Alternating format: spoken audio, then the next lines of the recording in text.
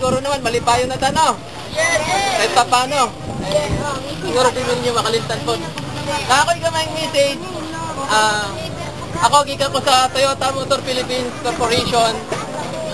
Tama ba? Workers Association. Tulan, Pilipinas. Pagawaan ng kotse, mga sasakyan. Sa lukuyang, ito nga kami ngayon. May message ako, babasahin ko ha. English to ha. Yun na yan. Sige, okay. To children, victims of Typhoon Yolanda, we are some of Japanese workers who are volunteering to support Toyota Philippines Trade Union, TMPCWA, TMPCWA. We were very much shocked to know that you had suffered a big damage from the typhoon. Also, this reminded us of the big disaster caused by a big earthquake and a big tsunami that attacked the eastern part of Japan on March 11, 2011. In Japan, there is still not enough restoration of the damaged area, especially the accident of the nuclear power plant in Fukushima is not recovered yet, and its radioactivity pollution is going to cause damage almost forever.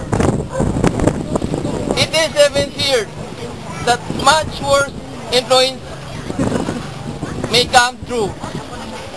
So, we feel sympathy for you victims, thinking that you must have the same hardship as we had suffered in Japan. In the very tough condition like this, we should only go on forward together, not beaten by difficulties. Let's keep on marching, overcoming difficulties, and having hope ahead together. In solidarity, December 4, 2013 support group for Philippine Toyota Union, TMPCWA in Japan.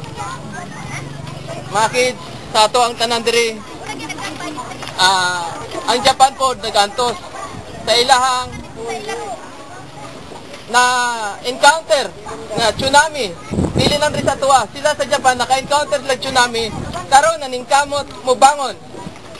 Ako apong isa-suggest sa ato ang tanan, dili ta magpakawalag paglawom. Ibangon po nato ang atuang kahintang karon. No. Nahitabo diri sa Tacloban, Leyte. Diri sa ato ang lugar.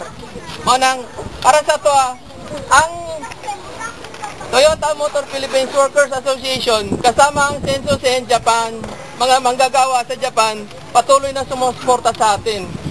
Sila rin sa Japan hindi nawawalan ng pag-asa. Hanggang ngayon, naglilikom din sila ng may tutulong sa atin.